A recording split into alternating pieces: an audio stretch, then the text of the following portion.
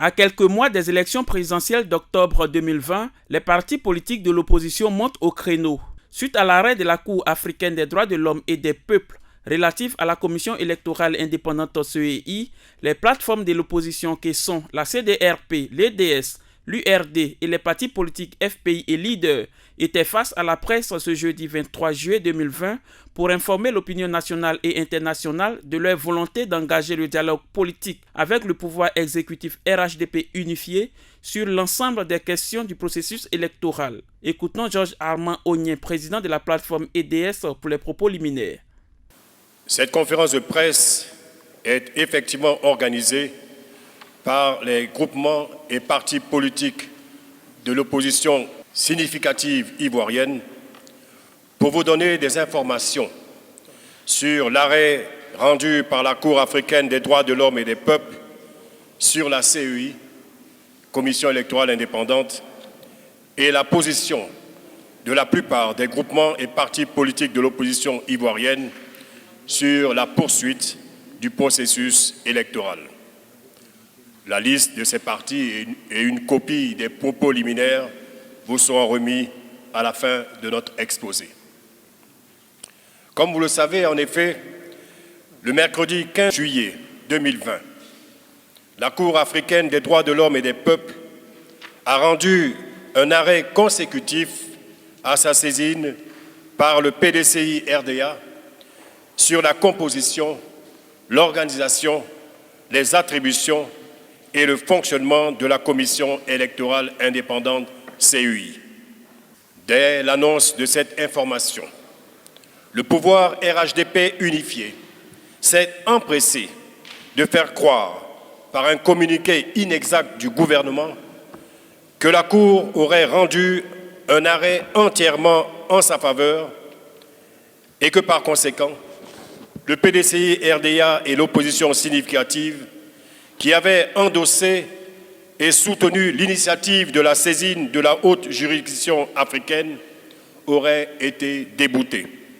Une telle interprétation du jugement qui vient d'être rendue par la haute juridiction africaine est la preuve manifeste de la mauvaise foi du RHDP unifié qui, en plus des nombreuses transgressions de la Constitution et des lois de la Côte d'Ivoire, fait constamment preuve de mépris vis-à-vis de l'opposition et vis-à-vis du droit.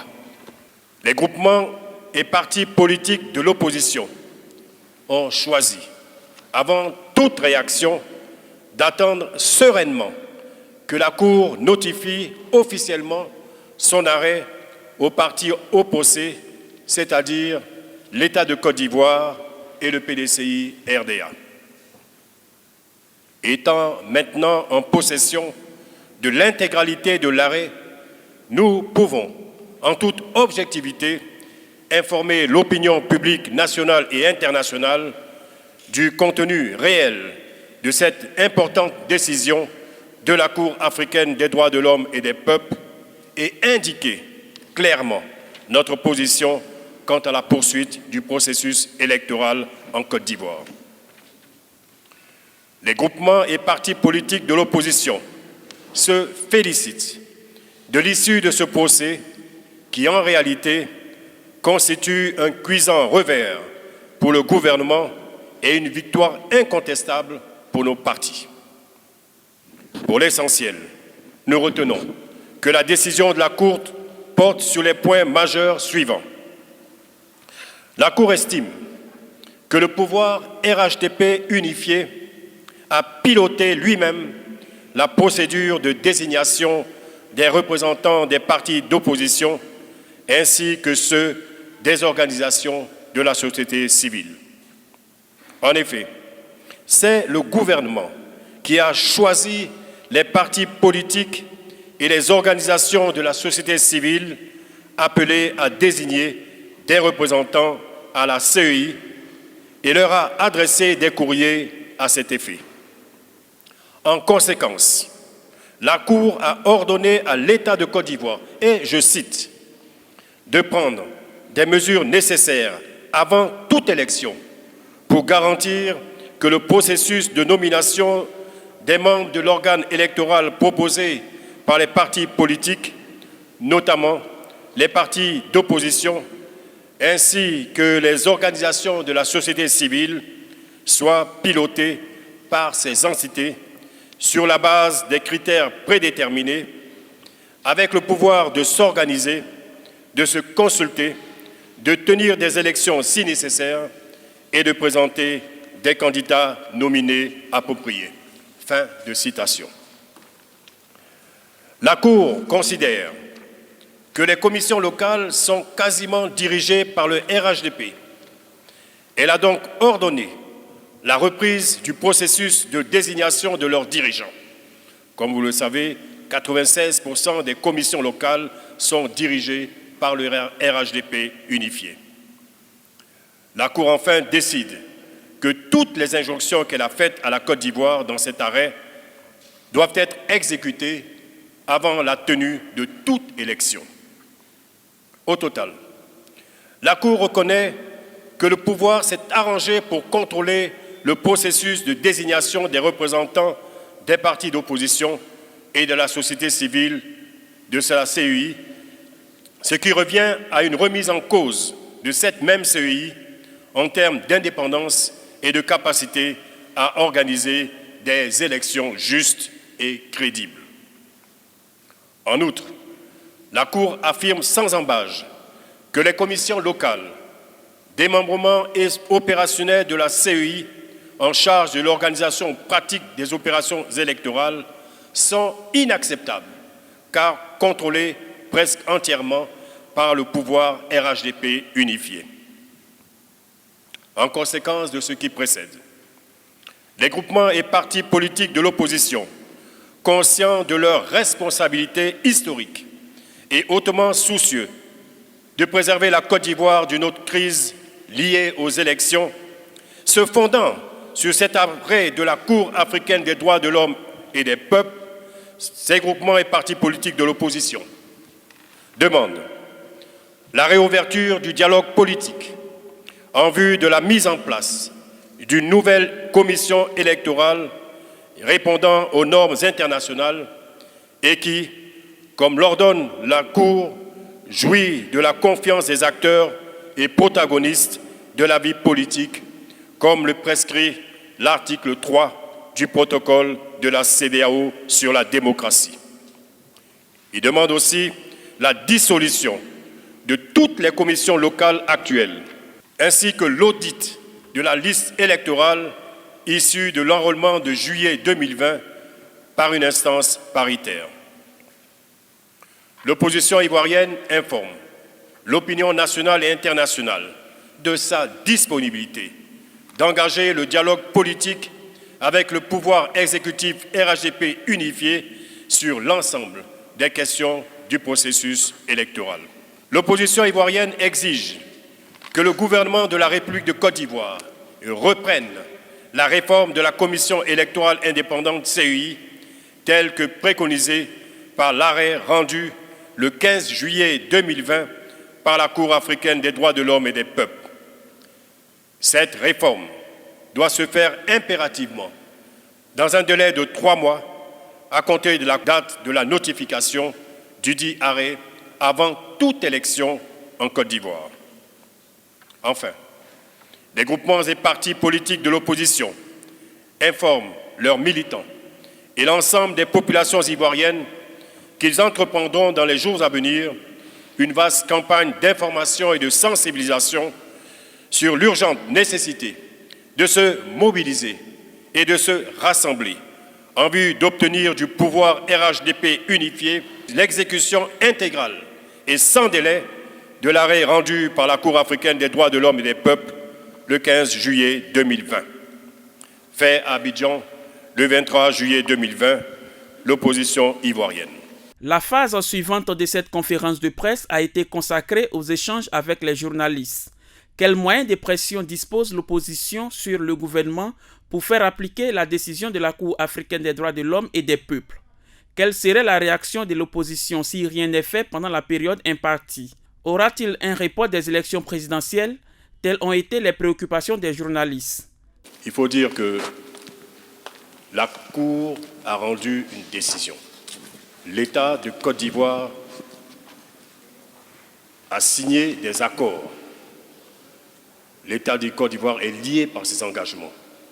Nous appelons l'État de Côte d'Ivoire à respecter ses engagements.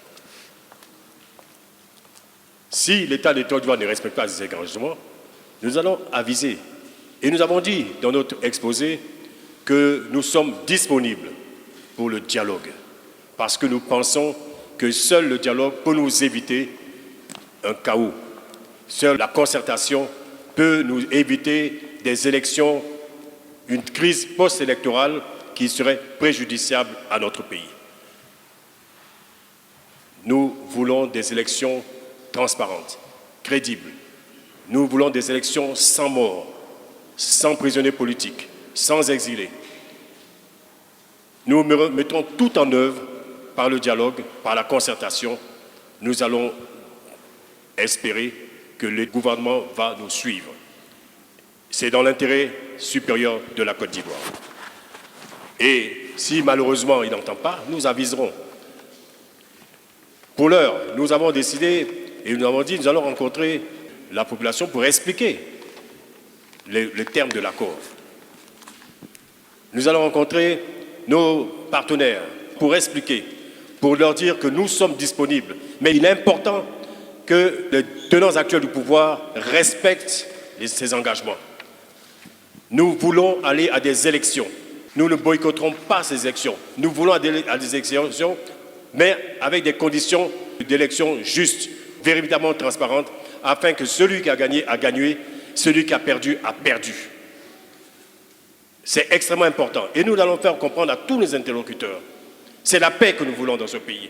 C'est la stabilité que nous voulons dans ce pays. Nous ne pouvons pas accepter. Ce pays nous appartient à tous. C'est notre patrimoine commun à tous. Nous devons le préserver. Nous tendons la main. Nous avons, par la requête de PDCI, nous avons pu obtenir satisfaction. Nous demandons que l'État se conforme. C'est aussi simple que cela. Il s'agit d'une cour de justice. Nous ferons le maximum pour que nous ayons des élections crédibles. Il y va de l'avenir de notre pays. Je pense que vous avez compris, comme nous, que ce gouvernement auquel nous faisons face ne respecte rien et qu'il est prêt à piétiner toutes les lois, y compris les lois internationales, pour atteindre ses objectifs. Et je pense que vous serez des témoins et des soutiens pour le combat que nous allons mener. Quand nous disons à la fin que nous allons nous rassembler, effectivement, il faut expliquer à nos partenaires, à nos concitoyens, ce qui se passe, le sens de cet arrêt et comment il faut l'appliquer. Je dirais que le tableau est sombre parce que nous voyons la détermination du gouvernement à ne pas vouloir appliquer les arrêts de la Cour africaine. Mais nous, en tant qu'opposition, il nous revient devant ce tableau sombre de le dénoncer et d'aller jusqu'au bout dans le sens où nous sommes d'accord pour dire nous allons à des élections, mais nous n'irons pas à n'importe quelle condition. Les conditions sont l'amélioration de tout ce processus électoral et nous sommes en train de nous battre pour ça. C'est ce que nous faisons. Quand je dis le tableau est sombre, il y a une réconciliation qui est inexistante, un processus électoral qui est complètement bâclé, une liste électorale que nous ne pouvons pas accepter parce que déjà, sur 6 millions de personnes qui auraient dû être inscrites, il n'y en a que 1,1 million et on nous dit en plus que sur 1,1 million, il y a 800 000 qui sont déjà du RHDP. Donc comprenez notre suspicion. C'est pour cela que nous nous battons. Nous allons aussi sensibiliser tous nos militants, nos sympathisants, la population, pour qu'elle comprenne exactement ce qu'il se passe. Nous, notre seule arme, c'est de rappeler au gouvernement que s'il ne répond pas à notre disponibilité et à la main que nous lui tendons, c'est lui qui aura la lourde charge de porter sur ses épaules une crise préélectorale. Dans mon parti, n'hésite pas à dire que nous avons nous sommes en train de rassembler tous les ingrédients, non pas d'une crise post-électorale, mais d'une crise pré-électorale. Si le gouvernement s'entête dans sa décision de ne pas appliquer l'arrêt et de ne pas mettre en application, c'est lui qui portera la responsabilité de tensions qui peuvent dégénérer, parce que nous savons que pendant des campagnes électorales, tout ce qui est tension peut dégénérer en effet en conflit. Alors à ce moment-là, nous continuons à dire, nous tendons la main, maintenant au gouvernement de prendre ses dispositions et surtout ses responsabilités. Une opposition peut être responsable ou irresponsable. Nous sommes une opposition qui a une haute idée de la Côte d'Ivoire et qui entend mettre tout en œuvre pour la préserver de n'importe quel péril.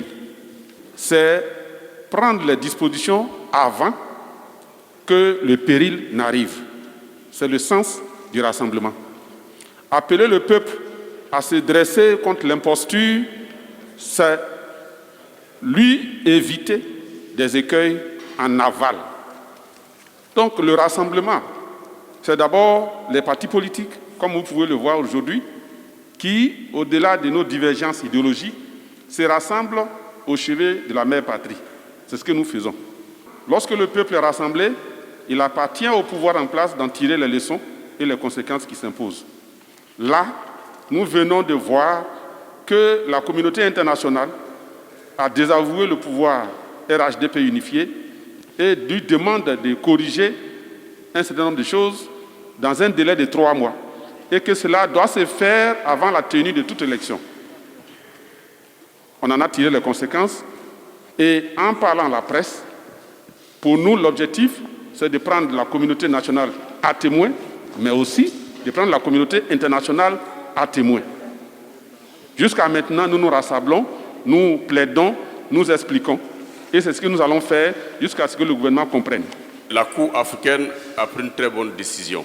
Parce que, en tant que représentant d'un parti politique, ou d'un candidat, je suis permanemment en contact avec la commission électorale indépendante. Il y a un leader politique, je pense que c'était GPS dans le temps, qui avait dit que cette commission électorale ne peut pas organiser des élections crédibles. Et c'est vrai. Parce que la commission électorale ne peut pas répondre à toutes les questions que nous leur posons. Ça veut dire qu'en leur sein, ils ne sont même pas prêts. Or, c'est l'organe technique censé organiser les élections. Ou alors, ils ne sont pas prêts et ils le constatent, et l'ensemble de la classe politique note ensemble et on décide ce qu'on fait. Mais dire qu'ils peuvent organiser dans ces conditions une élection crédible, c'est faux. Ce n'est pas possible. Parce que toutes les questions que nous leur posons, ils n'ont pas le minimum de réponses à nous donner, et dans la forme et dans le fond. On ne peut pas organiser des élections avec une CEI bancale, on ne peut pas organiser des élections avec une CEI qui n'est techniquement pas prête, on ne peut pas organiser des élections crédibles avec une CEI qui ne peut pas répondre à toutes les questions que lui posent les candidats.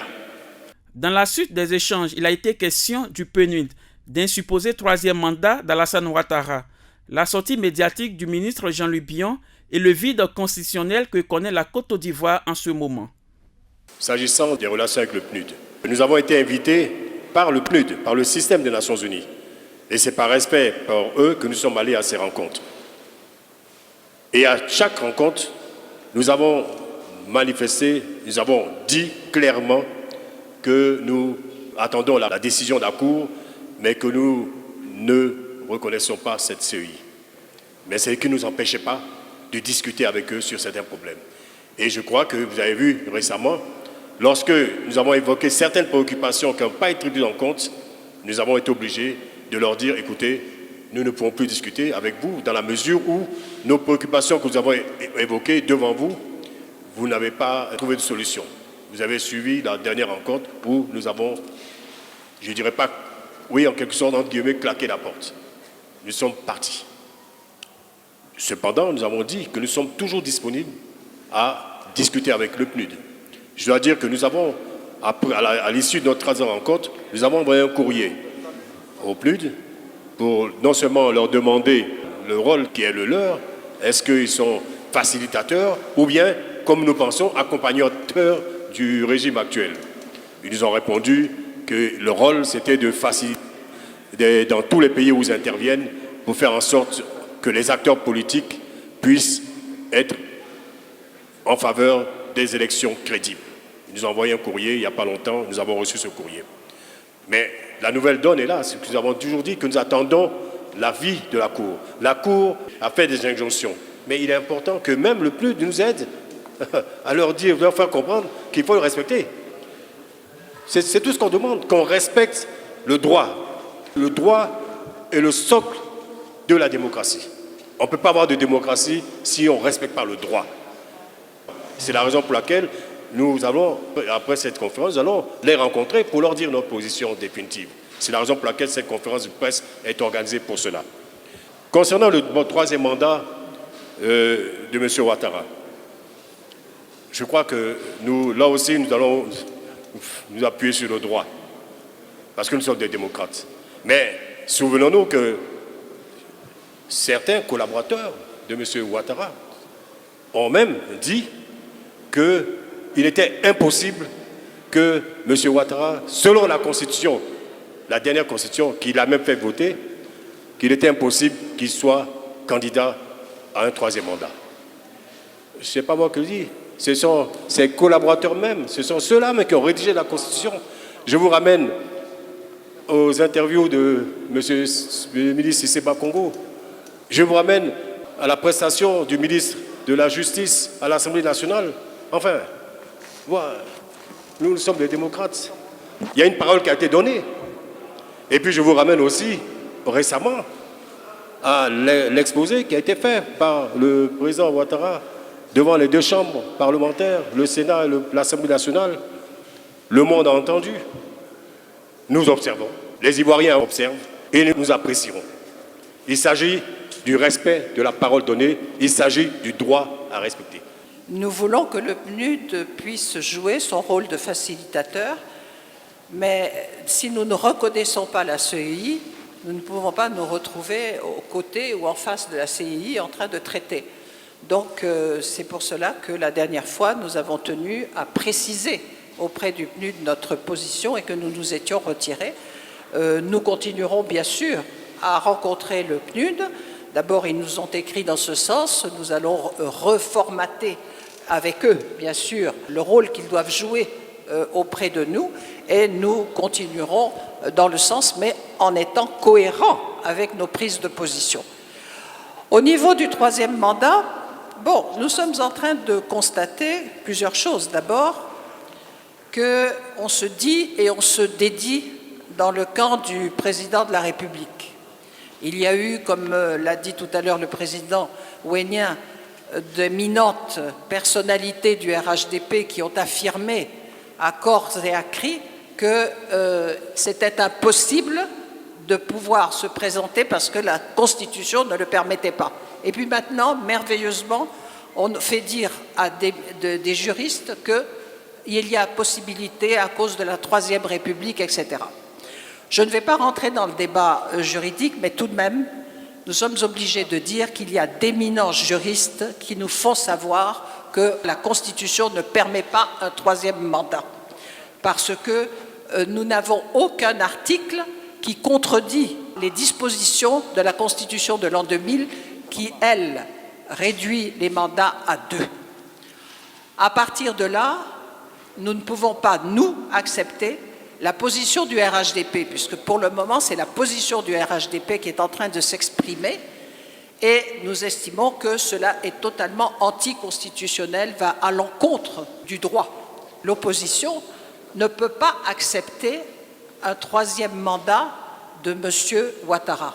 Il ne s'est pas encore prononcé, certes, mais nous sommes en train d'assister à des appels de personnalités du parti RHDP, à la mobilisation de certaines populations avec ce spectacle que je trouve un peu désolant parce qu'on pensait qu'il était complètement banni depuis des décennies, c'est de voir à la télévision des têtes couronnées venir avec des populations pour dire qu'il faut soutenir un troisième mandat du président. C'est inadmissible quand ça vient de têtes couronnées, de chefs qui ont un devoir de réserve. Donc, nous, pour le moment, nous attendons d'avoir la confirmation, tout en prenant très au sérieux ce qui est en train de se passer au niveau de cette velléité d'un troisième mandat. Et je tiens quand même à vous dire, vous les journalistes, que nous sommes quand même étonnés de voir que dans la presse étrangère et dans des journaux que je ne nommerai pas tels que Jeune Afrique, il y ait une campagne qui semble donner raison à un troisième mandat. Donc on se demande quel est le rôle des journalistes ou de certains journalistes. Donc pour le moment, c'est le wait and see, mais cela n'empêche que nous prenons déjà des positions pour faire savoir que l'opposition significative de Côte d'Ivoire ne peut pas accepter un troisième mandat du président Ouattara. Si j'ai bien compris la question du journaliste, le journaliste rapportait les propos du secrétaire exécutif chargé de la communication du PDCI-RDA, Jean-Louis Billon, qui aurait affirmé, parce que moi aussi je ne l'ai pas entendu, que le PDCI était favorable à un report des élections. Si tels étaient ses propos, cela n'est pas la position du PDCI-RDA. Le PDCI-RDA ne s'est jamais prononcé sur la question du report des élections. Pour l'instant, ce que nous savons et ce que nous faisons, nous nous préparons à aller activement à l'élection présidentielle qui aura lieu le 31 octobre 2020. Et nous nous inscrivons dans cette démarche parce que nous nous attendons à ce que notre requête, portée par la Cour africaine des droits de l'homme et des peuples, qui a tranché à travers l'arrêt, puisse donner une suite favorable de nos discussions que nous allons engager avec le gouvernement. Nous restons déterminés que le gouvernement ouvre les discussions, que ce dialogue politique puisse nous permettre d'assainir la situation socio-politique. En un mot, nous nous attendons à ce qu'il y ait des discussions ouvertes là-dessus, pour que la reprise de la réforme de la CEI s'achève et nous permette d'aller à des élections justes, transparentes, qui puissent nous donner des résultats acceptables par tous les compétiteurs. Nous disons, au niveau de l'opposition significative, nous voulons la paix. Nous lançons un appel aux tenants actuels du pouvoir de respecter ses engagements. Les Ivoiriens ont trop souffert. Et je le répète, nous voulons la paix. Les Ivoiriens aspirent profondément à la paix. Nous voulons des conditions d'élection qui nous permettent d'avoir des élections justes, libres, transparentes, régulières, crédibles. C'est ce qui pourra assurer la stabilité et la paix durable dans notre pays.